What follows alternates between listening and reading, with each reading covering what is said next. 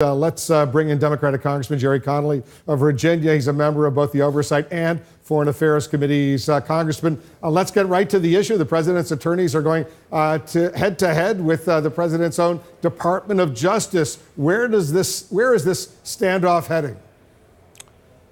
Well, the United States has a real moment of truth here. Are we a nation of laws or of men?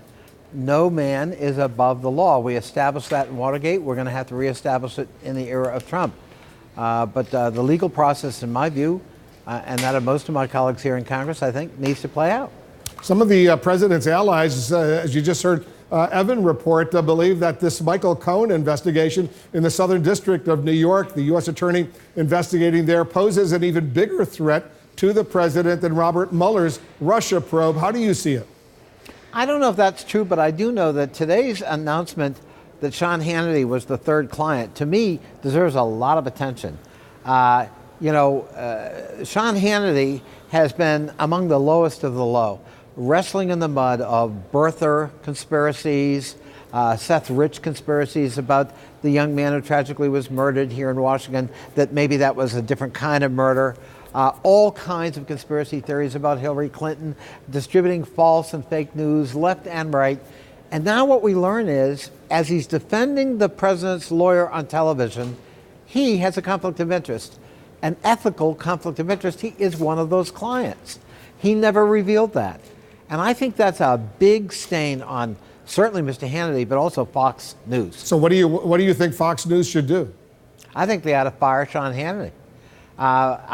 I think he is so into this, like a pig into mud, he can't get out of it.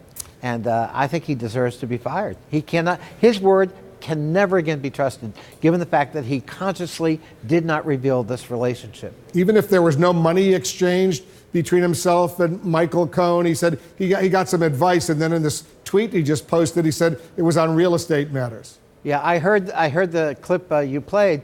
Wolf, but he then invoked the phrase client-attorney privilege. You can't have it both ways. If you're not a client, then you're not entitled to client-attorney privilege.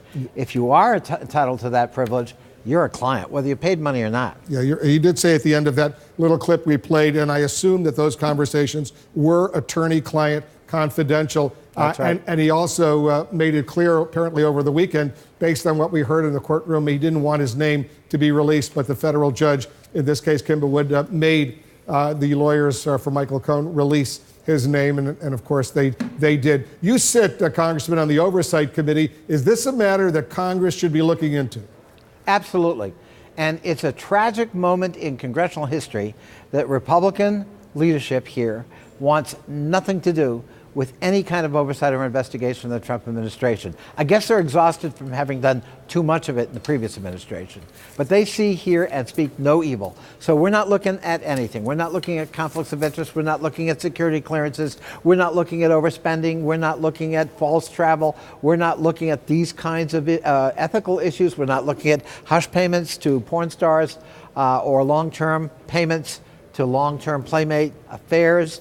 I think it's a shame. I think the American people deserve a Congress that plays its constitutional role. We are abrogating that role right now in this Republican Congress. Congressman Jerry Connolly, Virginia, thanks for joining us.